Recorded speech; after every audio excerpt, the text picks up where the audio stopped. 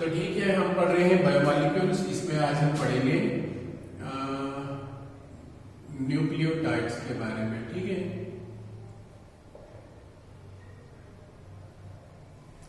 Nucleotide जो होते हैं ये भी आते हैं माइक्रोबायोमॉलिक्यूल्स में। ठीक है, इनको हम बोलते हैं माइक्रोबायोमॉलिक्यूल्स,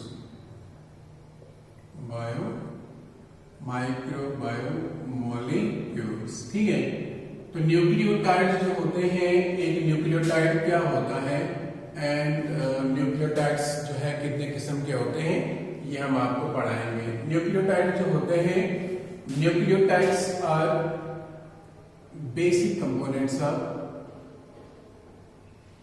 basic units of nucleic acids. Nucleic acids जो होते हैं और वो न्यूक्लिक एसिड्स इन्हीं न्यूक्लियोटाइड्स के बने होते हैं। ठीक है, तो यूजुअली ये क्या है, ये बेसिक यूनिट्स होते हैं न्यूक्लिक एसिड्स के। न्यूक्लिक एसिड बोले तो DNA and RNA.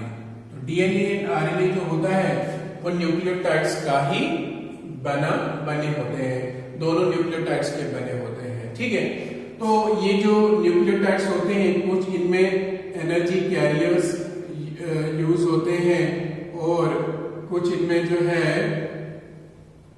As coenzymes भी यूज होते हैं। क्या होते हैं? कोएंजाइम्स भी यूज होते हैं, बट यूजुअली ये बेसिक यूनिट्स होते हैं किनके? न्यूक्लिक एसिड्स के, डीएनए के और आरएनए के। एक न्यूक्लियोटाइड जो होता है, एक न्यूक्लियोटाइड एक कंडेंसेशन प्रोडक्ट होता है। Nucleotide is a condensation product, यानी ये बना है by means of condensation, by means of bond formation. Nucleotide is a condensation product of 3 chemicals. इसमें 3 केमिकल्स जो है वो प्रेजेंट होते हैं। 3 केमिकल सब्सटेंसेस जब मिलते हैं तो वो एक न्यूक्लियोटाइड बनाते हैं। क्या बनाते हैं? एक न्यूक्लियोटाइड बनाते हैं। तो 3 केमिकल्स होते हैं। एक होता है पेंटोज शुगर। ठीक है, एक पेंटोज शुगर होता है। एक पेंटोज शुगर जो होता है ये इसमें प्रेजेंट होता है, या तो ये राइबोज होगा या डीऑक्सी राइबोज होगा। ठीक है, राइबोज शुगर होगा या डीऑक्सी राइबोज शुगर होगा। दोनों जो है इनको हम कहते हैं पेंटोज शुगर्स। अब फर्क क्या है वो मैं आपको बताऊंगा। They are called pentose sugars, या तो राइबोज है या तो डीऑक्सी राइबोज है। दोनों जो होते हैं इनकी जो है रिंग स्ट्रक्चर होता है इनका। फेरेनोज मैंने आपको बोला था, ये पेंटोजेस और हेक्सोजेस जो होते हैं ये चेन फॉर्म में और रिंग फॉर्म में दोनों में पाए जाते हैं। तो ये राइबोज और डीऑक्सीराइबोज जो होते हैं इस न्यूक्लियोटाइड में ये रिंग फॉर्म में होते हैं। मगर कौन सा रिंग होता है? फेरेनोज रिंग होता है, जिसमें ऑक्सीजन यानी जिसमें पेंटागन शेप होती है। ठीक है, पेंटागनल शेप होती है। इसमें ऑक्सीजन कंपोनेंट होता है रिंग का, और इसके अलावा जो है इसमें एक carbon first, carbon second, carbon third और कार्बन 4 कार्बन एटम्स होते हैं। तो इस तरह ये एक कार्बन जो होता है वो बाहर होता है। ठीक है, CH2OH। ठीक है, तो अब फर्क क्या है राइबोज और डीऑक्सीराइबोज में? क्या फर्क है? ठीक है, दोनों मैंने कहा ये फेरेनोज रिंग पेंटागनल रिंग फॉर्म में होते हैं, राइबोज हो या डीऑक्सीराइबोज। तो इसमें राइबोज जो होता है, जैसे राइबोज का फार्मूला जो होता है C5H10O5। तो इसमें क्या होता है, इसमें हर कार्बन के साथ एक हाइड्रोजन और एक हाइड्रोक्साइल ग्रुप जो है वो लिंक्ड होता है, HOH, इस तरह CH2OH। ठीक है, तो यहां पर आप कंप्लीट इसमें देखते हो, इधर भी OH ग्रुप। ठीक है, तो यहां भी OH ग्रुप जो है इसमें प्रेजेंट होता है। हर कार्बन के साथ एक OH ग्रुप जो है वो लिंक्ड होता है। ठीक है, नाउ अब क्या होता है यहां पर, तो फर्क क्या है, ये है डीऑक्सीराइबोज शुगर, राइबोज शुगर। और जो डीऑक्सीराइबोज शुगर होता है इसमें यहाँ पर एक ऑक्सीजन इसमें डेफिशिएंट होता है, इसको इसकी फार्मूला है C5H10O4, अंडरस्टैंड। डीऑक्सीराइबोज शुगर, जब राइबोज शुगर में एक कार्बन नंबर सेकंड से एक साइड से हाइड्रोजन और दूसरी साइड से भी हाइड्रोजन लिंक होता है, तो एक OH ग्रुप जो है वो मिसिंग होता है, यानी एक O मिसिंग होता है, तो वो बन जाता है डीऑक्सीराइबोज, अंडरस्टैंड। तो इसको कहते हैं हम डीऑक्सीराइबोज। नाउ ये राइबोज जो होता है it's a component of ribonucleotides, ये राइबोन्यूक्लियोटाइड्स में पाया जाता है। Which are the nucleotides of RNA, जो आरएनए के न्यूक्लियोटाइड्स होते हैं। And deoxyribose is a component of deoxyribonucleotides, deoxyribonucleotides। तो यहाँ पर आपको पता चला on the basis of presence of ribose sugar या deoxyribose sugar, ये जो न्यूक्लियोटाइड्स होते हैं ये दो किस्म के होते हैं, राइबोन्यूक्लियोटाइड्स से डीऑक्सीराइबोन्यूक्लियोटाइड्स। तो डीऑक्सीराइबोज शुगर जो होता है राइबोन्यूक्लियोटाइड्स का कंपोनेंट होता है, जो कंपोनेंट होते हैं खुद डीएनए का, इसका कंपोनेंट होते हैं डीएनए का। तो मैंने कहा एक न्यूक्लियोटाइड जो होता है वो तीन केमिकल्स का मिलकर बना हुआ होता है, वो एक कंडेंसेशन प्रोडक्ट होता है जो तीन केमिकल्स का मिलकर बना होता है। इसके अलावा नंबर 20 में होता है फास्फोरिक एसिड ग्रुप, ठीक है, फास्फोरिक एसिड ग्रुप जो है वो इसमें प्रेजेंट होता है, फास्फोरिक एसिड ग्रुप, ठीक है। दैट फास्फोरिक एसिड ग्रुप, इसको मैं फास्फेट ग्रुप भी कहूंगा, that is linked to carbon number 5 of this sugar, pentose sugar, ठीक है। ये जो कार्बन नंबर 5 होता है इसी के साथ ये लिंक किए हुए होता है, ठीक है। तो ये फास्फेट जो होता है, फास्फोरिक एसिड ग्रुप जो होता है, ये कंपोनेंट होता है, ये भी एक जो है दूसरा कंपोनेंट होता है इस न्यूक्लियोटाइड का, जो लिंक्ड होता है इस पेंटोज शुगर के साथ, इसके कार्बन नंबर 5 के साथ, अंडरस्टैंड। तो ये है फास्फोरिक एसिड ग्रुप। और नंबर C इसमें प्रेजेंट होता है नाइट्रोजन बेस, है नाइट्रोजनस बेस में लिखूंगा, ठीक है।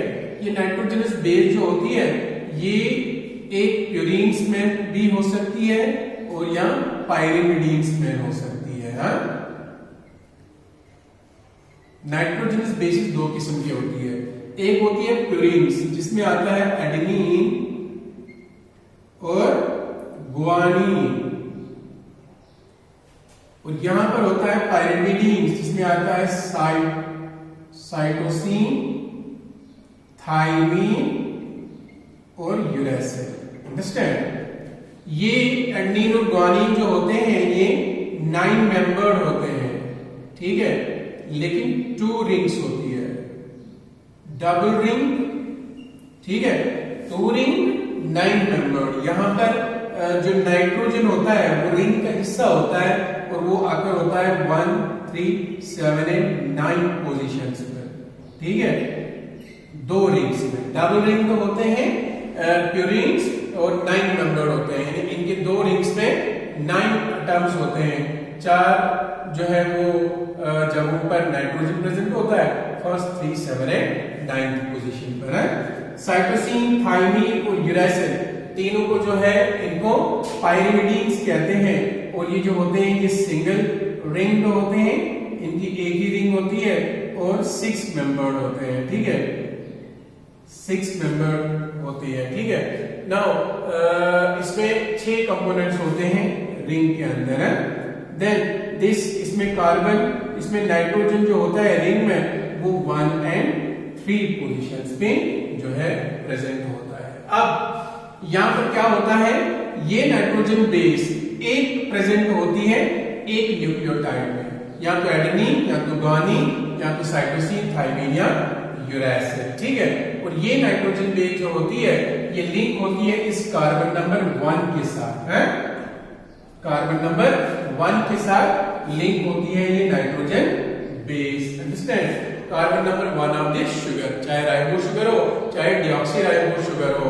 और ये प्यूरिन जो होते हैं वो लिंक होते हैं by means of nitrogen eight position number 3 and ये जो है ये लिंक होते हैं by means of this nitrogen eight position number 1 तो this ribo sugar, deoxy ribo sugar या ribo sugar.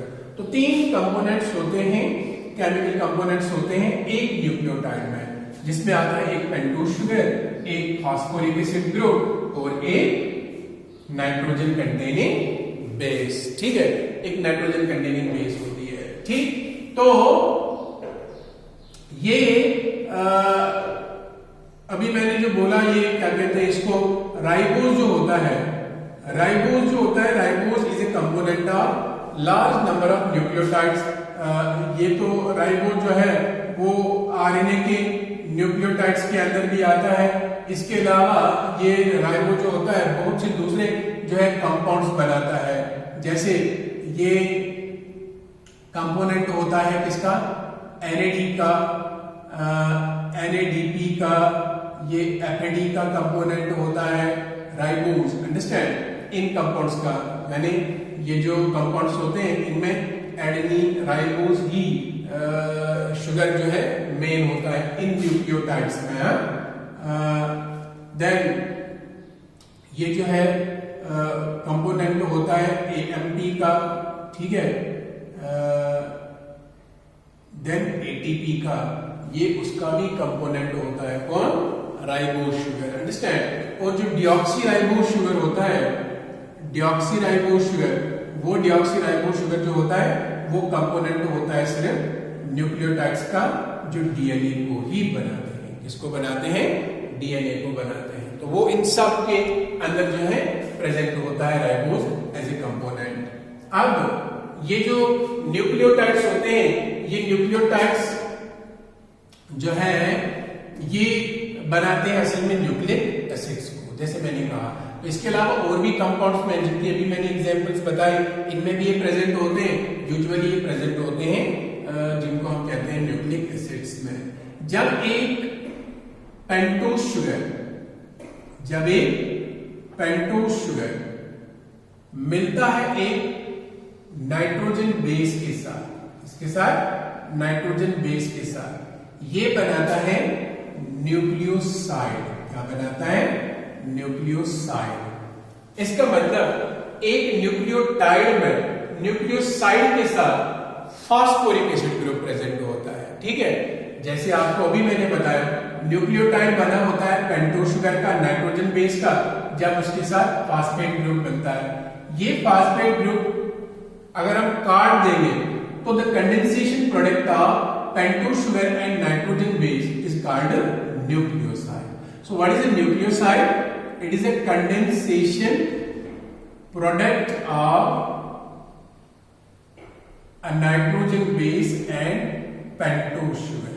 Nitrogen base and pentose sugar. ठीक है, ये इसका कंडेंसेशन प्रोडक्ट होता है। अंडरस्टैंड। देन ये जो है ये बनाता है एक न्यूक्लियोसाइड। क्या बनाता है, nucleoside. The condensation product of nitrogen base plus pentose sugar. जब नाइट्रोजन बेस पेंटोज शुगर के साथ मिलती है तो ये बनाती है न्यूक्लियोसाइड। इस तरह न्यूक्लियोसाइड जो होते हैं ये बहुत से किस्म के होते हैं। अगर हम जो है अगर राइबोज शुगर है, क्या है, राइबोज शुगर है, तो कौन कौन सी न्यूक्लियोसाइड होगी, मैं कहूंगा एडिनोसिन। क्या कहूंगा, adenosine, adenine plus ribose sugar. अगर नाइट्रोजन बेस एडेनिन है तो एडिनोसिन, राइबोज प्लस एडेनिन, ये क्या देगा, एडिनोसिन। ठीक है, क्या देगा, एडिनोसिन। फिर अगर यही राइबोज मिलेगा किसके साथ, गुआनिन के साथ, क्या देगा, ये कौन सी न्यूक्लियोसाइड बनेगी, गुआनोसिन।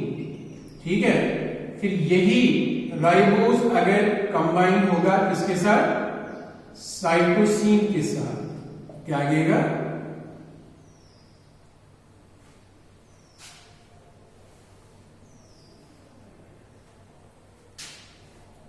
साइटिडीन, ठीक है। देन यही राइबोज जो है वो लिंक होगा, अब आप कहोगे थाइमीन के साथ, लेकिन थाइमीन नाइट्रोजन बेस जो होती है वो न्यूक्लियोसाइड बनाती है सिर्फ डीऑक्सीराइबोज के साथ, इसलिए यहां पर यूरैसिल में लिखूंगा, क्योंकि यूरैसिल जो नाइट्रोजन बेस है वो अपना न्यूक्लियोसाइड बनाती है सिर्फ राइबोज के साथ। ये एक्सेप्शन आपको याद रखना है। थाइमीन जो है वो अपना न्यूक्लियोसाइड बनाती है, थाइमीन बेस जो है वो अपना न्यूक्लियोसाइड बनाती है सिर्फ डीऑक्सीराइबोज के साथ, और जो यूरैसिल बेस है वो अपना न्यूक्लियोसाइड बनाती है सिर्फ राइबोज शुगर के साथ, ठीक है। तो ribose plus uracil gives uridine, ठीक है। तो यहां पर आपने देखा adenosine, guanosine, cytidine, uridine, understand. Then अगर अब राइबोज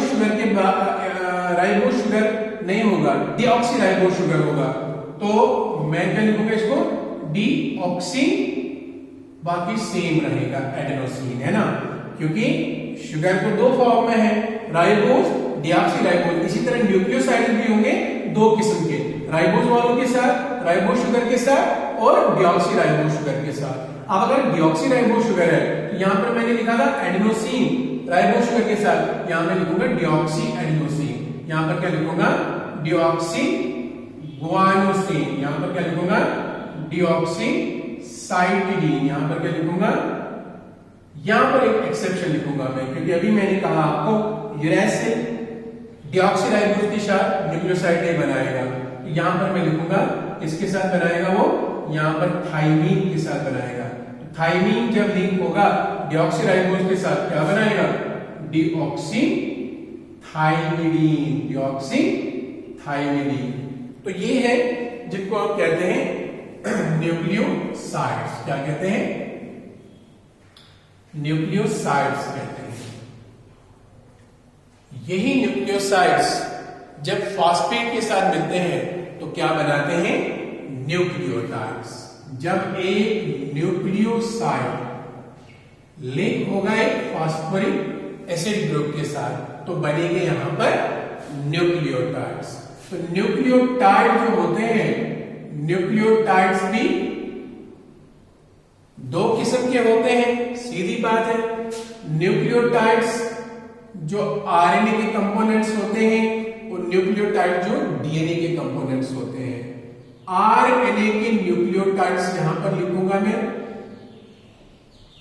और डीएनए के न्यूक्लियोटाइड्स में यहां पर लिखूंगा, समझना, ठीक है, क्योंकि न्यूक्लियोटाइड्स आरएनए को भी बनाते हैं और डीएनए को भी बनाते हैं। अब आरएनए में कौन से न्यूक्लियोटाइड्स होते हैं, आरएनए में नंबर 1 होता है जिसको हम कहते हैं, देखो आरएनए में कौन सा शुगर होता है, इधर राइबोज शुगर होता है।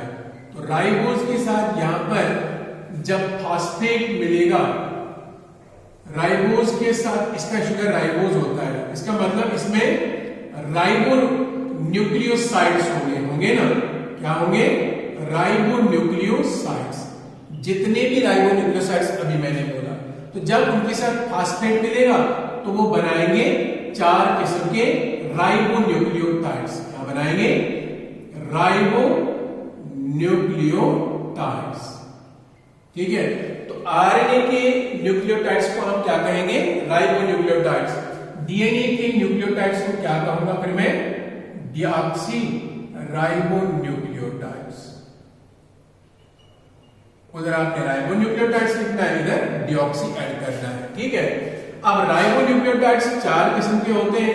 नंबर 1 एडिनोसिन, अभी मैंने कहा एडिनोसिन न्यूक्लियोसाइड, कहा ना मैंने अभी, जो आरएनए के अंदर न्यूक्लियोसाइड होती है, या जो राइबोज शुगर के साथ जब एडेनिन मिलता है तो एडिनोसिन न्यूक्लियोसाइड बनती है। जब इसके साथ एक फॉस्फेट मिलेगा क्या बनाएंगे, एडिनोसिन मोनोफॉस्फेट। क्योंकि अब न्यूक्लियोसाइड के साथ फॉस्फेट मिला तो ये बन गया न्यूक्लियोटाइड। तो ये है पहला न्यूक्लियोटाइड जो राइबो न्यूक्लियोटाइड होता है, जो आरएनए का कंपोनेंट होते हैं, ठीक है, आरएनए के न्यूक्लियोटाइड जो होते हैं। तो एडेनोसिन मोनोफॉस्फेट। इसी तरह नंबर दूसरा जो होता है वो ग्वानीन के साथ ग्वानोसिन के साथ फास्फेट मिलेगा तो बनाएगा ग्वानोसिन मोनोफॉस्फेट। क्या बनाएगा? Guanosine monophosphate. फिर दूसरी जो तीसरी टाइप का जो न्यूक्लियोसाइड है इसको मैं कहूंगा ग्वानोसिन साइटिडीन। फिर ये जब फास्फेट के साथ मिलेगा तो cytidine monophosphate. MP means monophosphate. फिर फोर्थ मैंने कहा यूरिडीन, क्योंकि थाइमीन राइबो शुगर के साथ न्यूक्लियोसाइड नहीं बनाता है। Uridine plus phosphate, this will give uridine monophosphate. ठीक है, तो ये 4 न्यूक्लियोटाइड्स होते हैं किसके? आरएनए के, जिनको हम आरएनए के न्यूक्लियोटाइड्स बोलते हैं। अब डीएनए के न्यूक्लियोटाइड्स जो है वो भी 4 किस्म के हैं।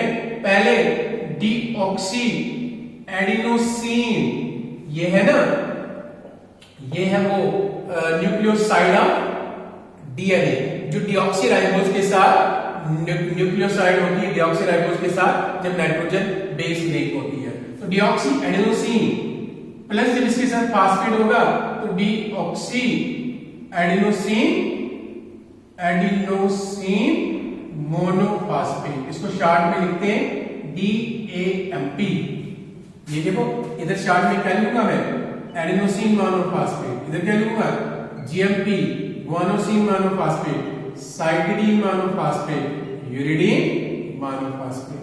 यहां पर मैं इसी शॉर्टकट में अब आपको बताऊंगा डीऑक्सी एडिनोसिन। अब अगर डीऑक्सी ग्वानोसिन होगा क्या बनेगा? Plus phosphate deoxy guanosine monophosphate, DGMP। तो ये होगा दूसरा न्यूक्लियोटाइड किसका? डीएनए का। तीसरा न्यूक्लियोटाइड क्या होगा? Deoxy cytidine. इसके साथ जब फॉस्फेट मिलेगा तो बनेगा डीऑक्सी साइटिडीन मोनोफॉस्फेट। लास्ट वाला कौन सा होगा जरा गेस करो? नंबर 4 होगा डीऑक्सी थाइमिडीन।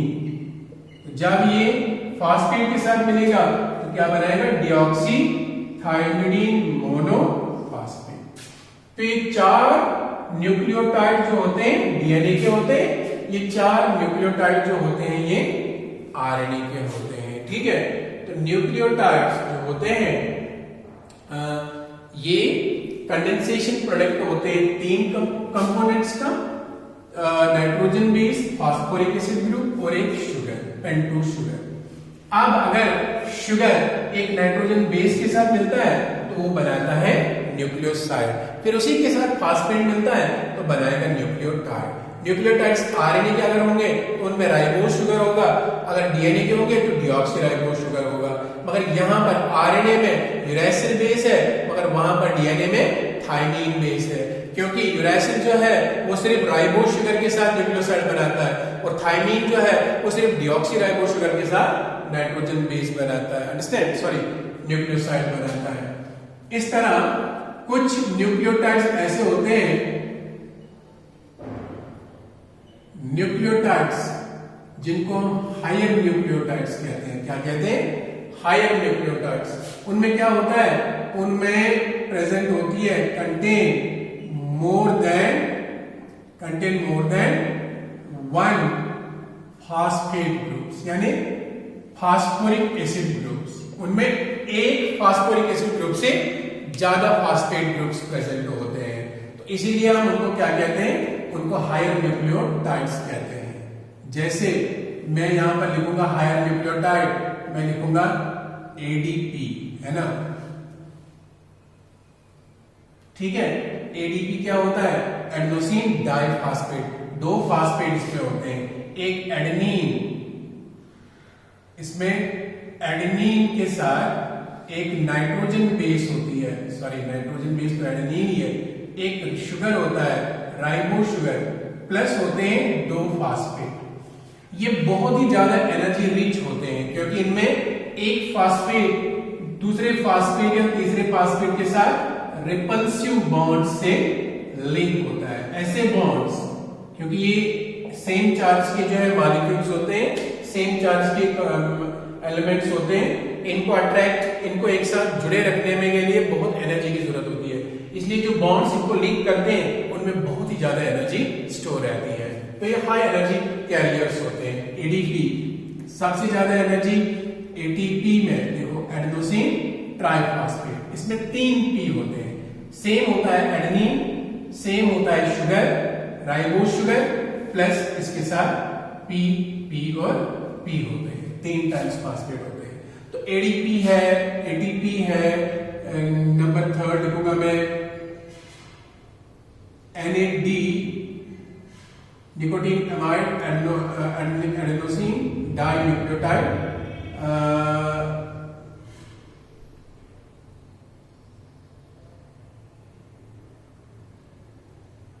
एडीपी है, एटीपी है, जैसे जीटीपी है, जीडीपी है, तो ये सब जो होते हैं इनको कहते हैं हम जो है higher nucleotides. Higher nucleotides simply याद रखो आप, जिनमें एक से ज्यादा फास्फोरिक एसिड ग्रुप्स प्रेजेंट होते हैं, ठीक है। तो जब न्यूक्लियोटाइड्स मिलते हैं ये बनाते हैं न्यूक्लिक एसिड्स। क्या बनाते हैं? Nucleic acids. न्यूक्लियोटाइड्स मिला के बनाते हैं न्यूक्लिक एसिड्स। तो न्यूक्लिक एसिड्स क्या होते हैं? न्यूक्लिक एसिड्स मैक्रोमोलिक्यूल्स होते हैं। अगर उनको आपने कहा माइक्रोमोलिक्यूल्स तो ये है मैक्रोमोलिक्यूल्स। न्यूक्लिक एसिड्स जो होते हैं दीज आर कंडेंसेशन प्रोडक्ट्स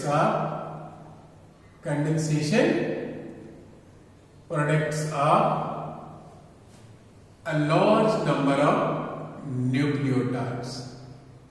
जब बहुत सारे न्यूक्लियोटाइड्स आपस में मिलते हैं तो ये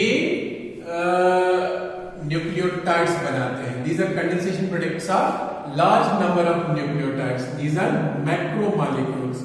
ये मैक्रोमोलिक्यूल्स होते हैं। These are actually called polymers, long chain polymers, ठीक है। लॉन्ग चेन पॉलीमर्स इनको बोलते हैं, which are made up of thousands of nucleotides, made up of thousands of nucleotides, जो हजारों के न्यूक्लियोटाइड्स के लिंक होकर बने होते हैं। तो न्यूक्लियोटाइड्स जब मिलते हैं वो बनाते हैं न्यूक्लिक एसिड्स। तो न्यूक्लिक एसिड्स जो होते हैं ये 2 किस्म के होते हैं, आरएनए एंड डीएनए, या डीएनए एंड आरएनए, ठीक है। तो डीएनए एंड आरएनए इनको हम कहेंगे न्यूक्लिक एसिड्स। ये किनके बने होते हैं? ये न्यूक्लियोटाइड्स के बने होते हैं। किनके बने होते हैं? न्यूक्लियोटाइड्स के बने होते हैं। डीएनए जो होता है इसको हम कहते हैं डीऑक्सी राइबो न्यूक्लिक एसिड। तो डीएनए जो है ये क्या है? DNA is a macromolecule. ये एक मैक्रोमोलिक्यूल है। लॉन्ग चेन, डबल चेन मैं कहूंगा, double chain poly deoxy ribo nucleotide macromolecule में इसको कहूंगा। डीएनए जो होता है ये इसका फुल फॉर्म है डीऑक्सीराइबोन्यूक्लिक एसिड। ये poly deoxyribonucleotide double chain macromolecule होता है। क्या होता है? डबल चेन मैक्रोमोलिक्यूल होता है, ठीक है। इसलिए इसको हम कहते हैं डीएनए डबल हेलिक्स। क्या कहते हैं? DNA double helix. ये 2 long chains, it is made up of, DNA जो होता है ये किसका बना होता है? Made up of 2 long chains of deoxy ribo nucleotides. 2 लंबी चेन्स होती हैं किसकी? डीऑक्सीराइबो न्यूक्लियोटाइड्स की। ठीक है, तो डीएनए जो होता है ये बना होता है, it's a poly deoxyribo nucleotide macromolecule that's made up of two chains of two strands of deoxyribo nucleotides। जब बहुत सारे deoxyribo nucleotides मिलते हैं आपस में, वो बनाते हैं एक चेन डीएनए की। इसी तरह ये दो चेन्स का बना होता है। ठीक है, डीएनए जो होता है ये एक्ट करता है जेनेटिक मटेरियल। इनमें एक्ट करता है genetic material in all living organisms except राइबोवायरसेस।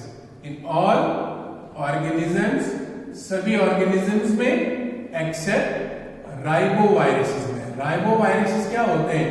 जिनमें आरएनए होता है एज जेनेटिक मटेरियल। ठीक है, तो डीएनए जो होता है ये जेनेटिक मटेरियल एक्ट करता है सभी ऑर्गेनिजम्स में एक्सेप्ट राइबोन्यूक्लियोटाइड्स। तो डीएनए जो होता है, जैसे मैंने अभी कहा, ये बना होता है, ये एक मैक्रोमोलेक्यूल है, ये दो लॉन्ग चेन जो है डीऑक्सीराइबोन्यूक्लियोटाइड्स की दो लंबी चेन जो होती है उसका बना होता है। इसको बोलते हैं हम डबल हेलिक्स। ठीक है, तो ये दो स्ट्रैंड्स का बना होता है ऐसे, एक strand,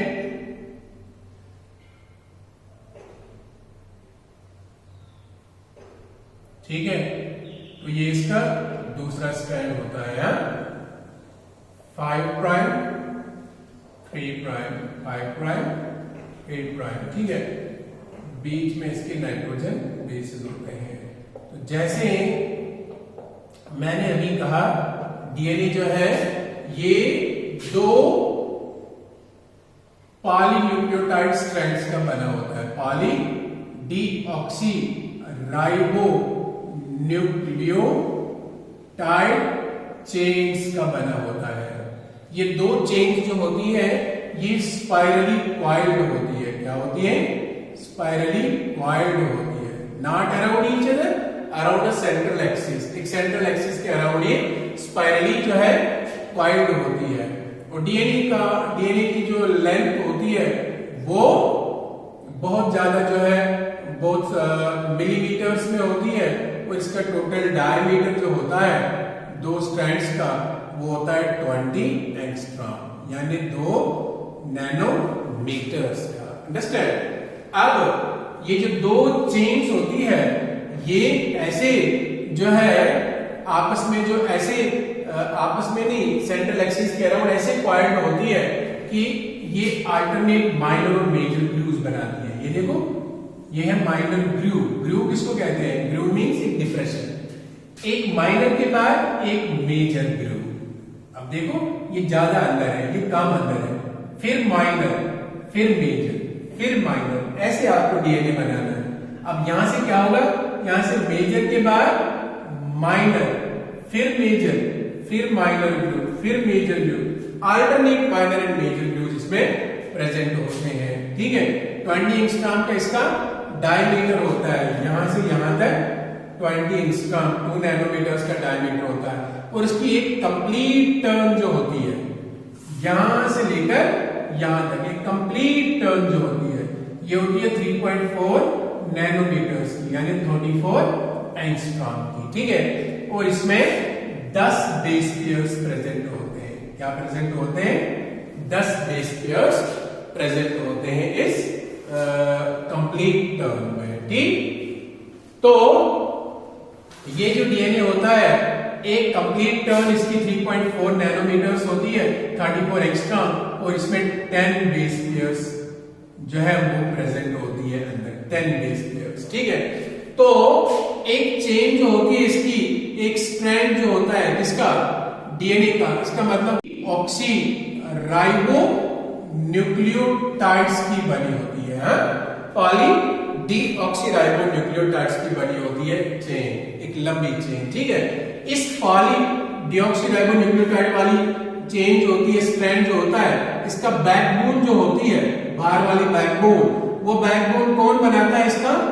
phosphate and deoxyribo sugar है, यानी बाहर से होता है कौन? फॉस्फेट, फॉस्फेट के साथ डीऑक्सीराइबो शुगर लें, फिर फॉस्फेट, फिर डीऑक्सीराइबोस, फिर फॉस्फेट, फिर डीऑक्सीराइबोस, फिर इस शुगर के साथ नाइट्रोजन बेस लिंक होती है, either adenine, guanine, cytosine and thymine. Understand?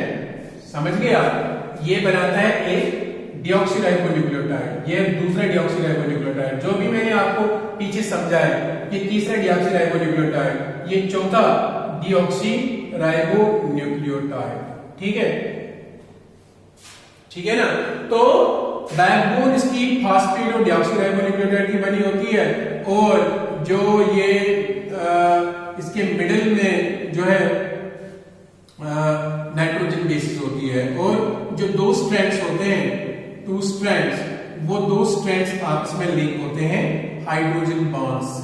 इसमें लिंक होते हैं, किससे लिंक होते हैं? हाइड्रोजन बॉन्ड से, जो नाइट्रोजन बेसिस के बीच में बनते हैं। अब दूसरे स्ट्रैंड में इधर फास्फेट, इधर शुगर, इधर फास्फेट, इधर शुगर, इधर फास्फेट, इधर शुगर, शुगर फास्फेट, ये शुगर के साथ लिंक होगी। एडेनिन के साथ कौन? थायमिन, गुआनिन के साथ साइटोसिन, साइटोसिन के साथ गुआनिन, और थायमिन के साथ एडेनिन। ठीक है, एडेनिन और थायमिन के बीच में दो बॉन्ड्स होते हैं, साइटोसिन और गुआनिन के बीच में 3 हाइड्रोजन बॉन्ड्स होते हैं। तो एक स्ट्रैंड पॉलीडिऑक्सीराइबोन्यूक्लियोटाइड्स का बना होता है। इसमें 4 किस्म के डिऑक्सीराइबोन्यूक्लियोटाइड्स पाते हैं। डिऑक्सी एडेनोसिन मोनोफॉस्फेट, दूसरा क्या होगा? डिऑक्सी गुआनोसिन मोनोफॉस्फेट, तीसरा क्या होगा? Deoxy cytidine monophosphate and deoxy thymidine monophosphate. सीधी बात है, यूरेसिल वाला इसके साथ यूरेसिल बेस इसमें प्रेजेंट नहीं होती है। ठीक है, तो जो यहां पर डीएनए जो होता है, अब आप समझ गए ये दो पॉलीडिऑक्सीराइबोन्यूक्लियोटाइड चेन्स का स्ट्रैंड्स का बना होता है। दोनों स्ट्रैंड्स आपस में हाइड्रोजन बेसिस के साथ लिंक होते हैं। एक न्यूक्लियोटाइड डीऑक्सी राइबोन्यूक्लियोटाइड जो होता है, डीएनए का जो न्यूक्लियोटाइड होता है, वो किस किस का बना होता है? वो फास्फेट का बना होता है, शुगर का बना होता है, डिऑक्सीराइबो शुगर का, और होती है उसके साथ नाइट्रोजन बेस होती है ना। अब शुगर और नाइट्रोजन बेस जो होती है वो ग्लाइकोसाइडिक बॉन्ड से लिंक होती है, और एक न्यूक्लियोटाइड का अपना फास्फेट जो होता है वो शुगर के कार्बन 5 के साथ लिंक होता है। इसके साथ 5 के साथ लिंक होता है, और इसी शुगर के साथ दूसरे न्यूक्लियोटाइड का जो फास्फेट होता है वो लिंक होता है कार्बन नंबर 3 के साथ। जैसे आप बनाओगे डिऑक्सीराइबो शुगर, ऐसे आप बनाओगे। ये है ऑक्सीजन, कार्बन नंबर 1 2 3 4, 5वां कार्बन यहां पर। अब सुनो मेरी बात, यहां पर होता है CH2OH, यहां पर कार्बन नंबर 3 होता है, और इसके साथ यहां पर OH लिंक होता है। अब ये इस शुगर के एक साइड में यहां पर नाइट्रोजन बेस लिंक होती है कार्बन नंबर 1 से, और इसी शुगर के कार्बन नंबर 5 के साथ लिंक होता है इसका फास्फेट। एक फास्फेट, एक शुगर, एक नाइट्रोजन बेस, ये बन गया डीएनए का एक न्यूक्लियोटाइड। क्या बन गया? डीएनए का एक न्यूक्लियोटाइड, यानी कार्बन नंबर 5 डिऑक्सीराइबो शुगर के साथ फास्फेट, और कार्बन नंबर 1 के साथ नाइट्रोजन बेस। इसी न्यूक्लियोटाइड का जब लिंक होता है दूसरे न्यूक्लियोटाइड के साथ, तो वो वाले न्यूक्लियोटाइड का फास्फेट जो होता है वो कार्बन नंबर 3 के साथ लिंक होता है। समझ गए? तो ये फिर लिंक होगा अपने शुगर के कार्बन नंबर 5 के साथ। अंडरस्टैंड? इसीलिए इसको मैं इधर से लिखता हूं 5 प्राइम, और इसी स्ट्रैंड को अलग साइड से लिखता हूं 3 प्राइम, क्योंकि ये जो दो स्ट्रैंड्स होते हैं, एक में शुगर की डायरेक्शन इस तरह होती है, दूसरे में इसकी उल्टी होती है। ठीक है, इस तरह ये चेन जो होती है, सबसे लास्ट वाला शुगर जो इस स्ट्रैंड में होगा उसका कार्बन नंबर 5 जो है वो ऐसे डायरेक्शन होगी, तो कार्बन नंबर 5 इधर होगा, तो पीछे कौन रहेगा? कार्बन नंबर 3 लास्ट वाले शुगर में है। तो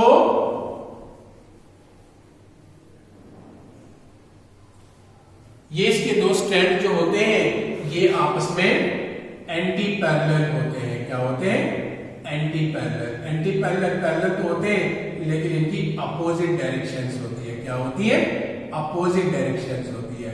एक इधर से इधर की तरफ, एक ऊपर से नीचे की तरफ। यानी एक में अगर सपोज इसमें शुगर का जो है वो डायरेक्शन सपोज ऐसे होगी तो इस वाले में उल्टी, अंडरस्टैंड, ऐसे।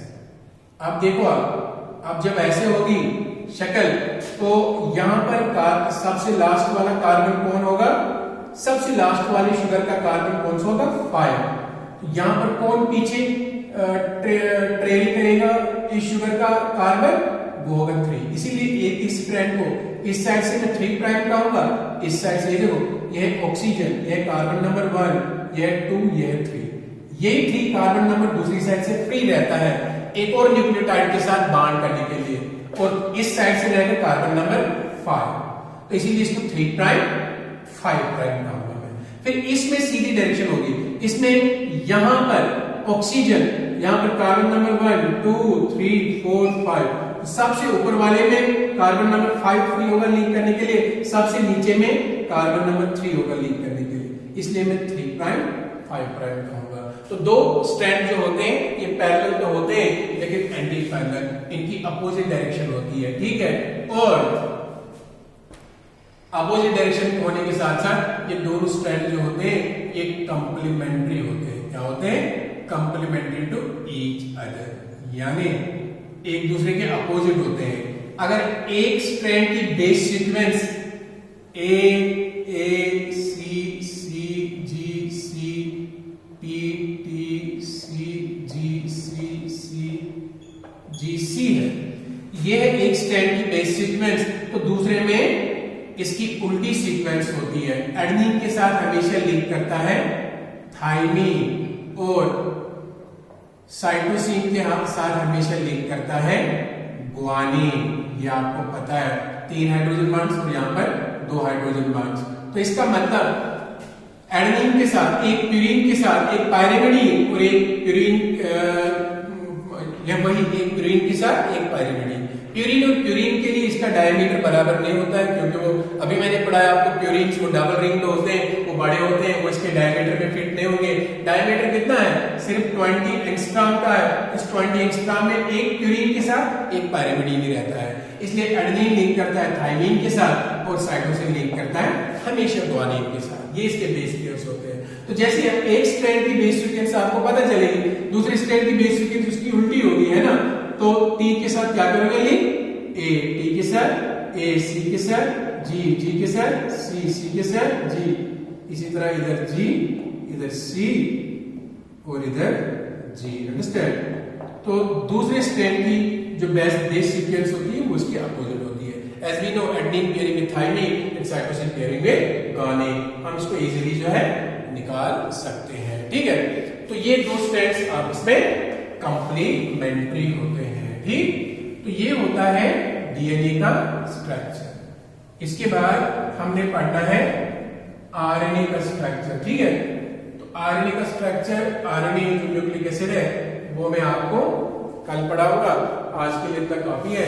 कल हम आरएनए पढ़ेंगे। आरएनए के अलावा हम जो है पढ़ेंगे अमाइनो एसिड्स और प्रोटीन्स के बारे में। इस तरह बायोमॉलिक्यूल्स खत्म हो जाएंगे। फिर लास्ट में आपको एंजाइम्स के बारे में पढ़ना है, ठीक। तो आज के लिए इतना